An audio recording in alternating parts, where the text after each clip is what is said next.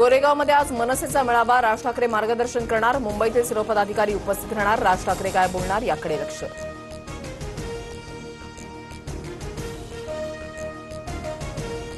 Jain boarding जमीन व्यवहार प्रकरणाला मुख्यमंत्र्यांकडून स्थगिती मिळणार. कोर्टाच्या सुनावणीपूर्वीच सीएम स्थगिती देणार. सूत्रांची माहिती. तर मुरलीधर मोहोळ आज आरोपांवर बोलणार.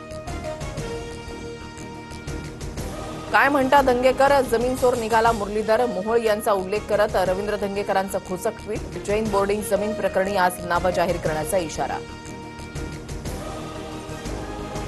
धनंजय मुंडे आणि जरांगेंच्या वादामध्ये करुणा मुंडेंची उडी. धनंजय मुंडेला प्रतिज्ञापत्र कळतं का, करुणा मुंडेंचा सवाल. जरांगेंना जीआर तरी कळतो का, धनंजय मुंडेंनी केली होती टीका. जरांगे मला परळीचा चष्मेवाला म्हणतो. चष्मा आवडलाय तर घेऊन जा. धनंजय मुंडेंचा टोला. तर तुझ्या रक्तानं भरलेला चष्मा तुलाच राहू दे. जरांगेंचा पलटवार.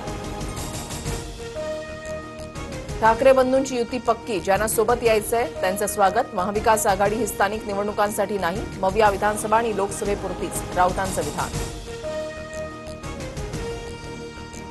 आनंद दिघेंचा अपमान करणाऱ्यांना ठाणेकर सोडणार नाही. तर संजय राऊतांवरून शिंदेंची ठाकरेंवर टीका. ठाण्यामध्ये ठाकरेंची शिवसेना आणि मनसे सत्तेमध्ये येणार. या राऊतांच्या दाव्यावर शिंदेंचा निशाणा.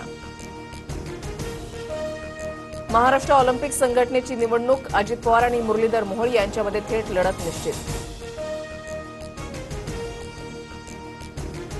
आदेश आल्यास स्थानिक निवडणुकीमध्ये युती किंवा मैत्रीपूर्ण लढत होणार. आमदार नारायण कुचेंकडून मैत्रीपूर्ण लढतीचे संकेत.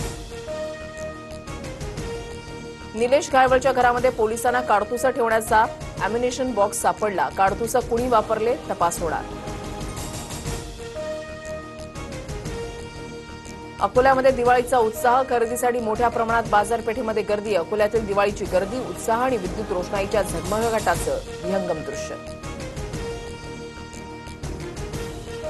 33 लाख शेतकऱ्यांच्या खात्यामध्ये 3,258 कोटी जाणार. पॅकेज मदतनिधी वितरणास मान्यता. मात्र लाभार्थ्यांना मदतीसाठी ई-केवायसी बंधनकारक.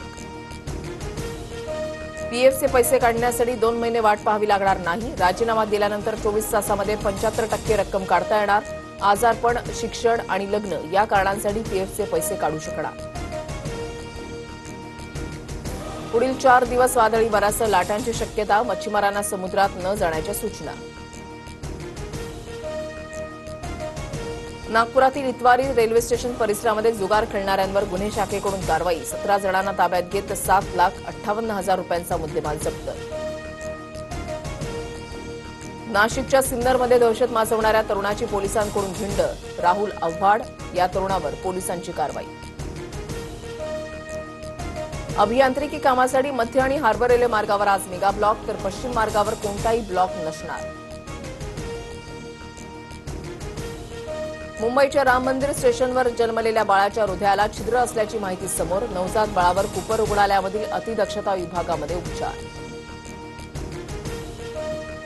मुंबईत रात्री 10 वाजेपर्यंतच फटाके वाजवण्याची परवानगी. लक्ष्मीपूजनाच्या दिवशी 12 वाजेपर्यंत सूट. आवाजाची मर्यादा मोडल्यास पोलीस कारवाई करणार. दिवाळीच्या काळामध्ये खोबऱ्याला 500 रुपये किलो उच्चांकी भाव. दक्षिणेकडील राज्यामध्ये नारळाचे उत्पादन कमी झाल्यानं परिणाम. दिवाळीमध्ये खोबऱ्याला मागणी वाढल्यानं भाव वधारले. भारत आणि ऑस्ट्रेलियामध्ये 3 वनडे सामन्यांची मालिका आजपासून. पर्थमध्ये आज पहिला वनडे सामना. रोहित आणि विराट 7 महिन्यानंतर आंतरराष्ट्रीय सामना खेळणार. आयपीएल 2026चा लिलाव विदेशामध्ये आयोजित केला जाण्याची शक्यता. 15 ते 18 डिसेंबर या कालावधीमध्ये दुबई किंवा दोहा शहरामध्ये लिलाव होणार. अनुभवी तिरंदाज ज्योती सुरेखा वेन्नमला जागतिक तिरंदाजी विश्वचषक फायनलमध्ये कांस्य पदक. विश्वचषक फायनलमध्ये पदक जिंकणारी ज्योती ठरली पहिली भारतीय महिला कंपाऊंड तिरंदाज.